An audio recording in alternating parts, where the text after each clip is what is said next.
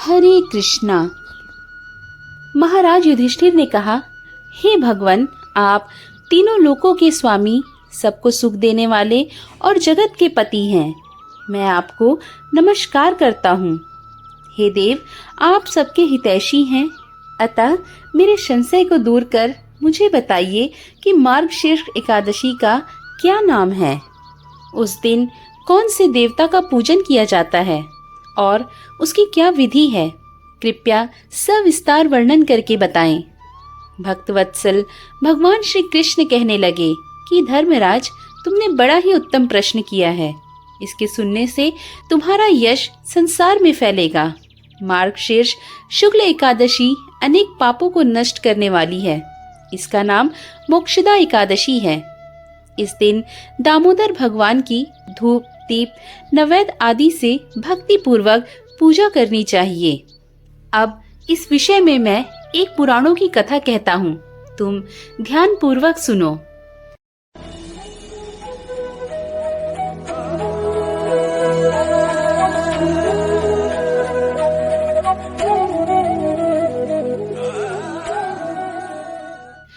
गोकुल नाम के नगर में वैखानस नामक राजा राज्य करता था। उसके राज्य में चारों वेदों के ज्ञाता ब्राह्मण रहते थे। वह राजा अपनी प्रजा का पुत्रवत पालन करता था। एक बार रात्रि में राजा ने एक स्वप्न देखा कि उसके पिता नरक में हैं। उसे बड़ा आश्चर्य हुआ। प्रातः वह विद्वान ब्राह्मणों के पास गया और अपने स्वप्न को सुनाया। कहा, मैंने अपने पिता को नरक में कष्ट भोगते देखा है। उन्होंने मुझसे कहा कि हे पुत्र, मैं नरक में पड़ा हूँ, यहाँ से तुम मुझे मुक्त कराओ। जब से मैंने ये वचन सुने हैं तब से मैं बहुत बेचैन हूँ। चित्त में बड़ी अशांति हो रही है। मुझे इस राज्य, धन, पुत्र, स्त्री, हाथी, घोड़े आदि में कुछ भी सुख प्रतीत नहीं होता। क्या करूं? राजा ने कहा, हे ब्राह्मण देवताओं, इस दुख के कारण मेरा सारा शरीर जल रहा है। अब आप कृपा करके कोई तप, दान, व्रत आदि ऐसा उपाय बताइए जिससे मेरे पिता को मुक्ति मिल जाए। उस पुत्र का जीवन व्यर्थ है जो अपने माता पिता का उद्धार न कर सके। एक उत्तम पुत्र जो अपने माता पिता तथा पूर्वजों का उद्धार करता है, वह 1000 मूर्ख पुत्रों से अच्छा है। जैसे एक चंद्रमा सारी जगत को प्रकाश देता है, परंतु हजारों तारे नहीं कर सकते। ब्राह्मण ने कहा, हे राजन, यहाँ पास ही भूत, भविष्य, वर्तमान के ज्ञाता पर्वत ऋषि का आश्रम है। आपकी समस्या का हल वे जरूर करेंगे। ऐसा सुनकर राजा मुनि के आश्रम पर पहुँचे। उस आश्रम में अनेक शांत चित्त योगी और मुनि तपस्या कर रहे थे।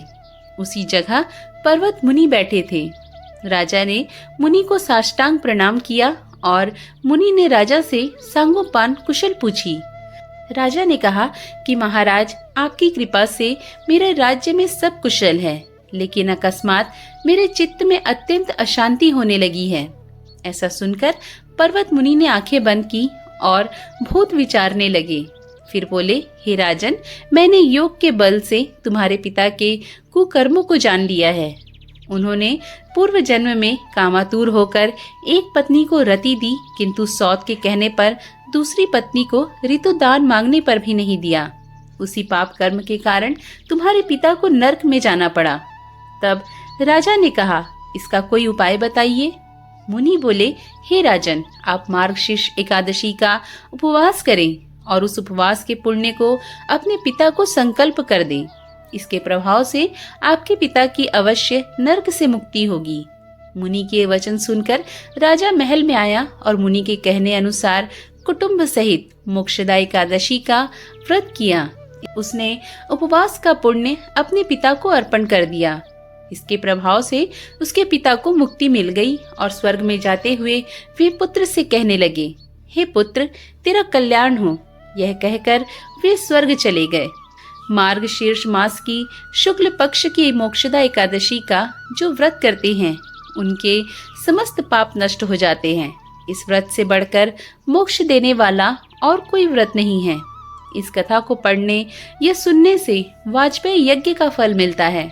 यह व्रत मोक्ष देने वाला तथा चिंतामणि के समान सभी मनोकामनाएं पूर्ण करने वाला है।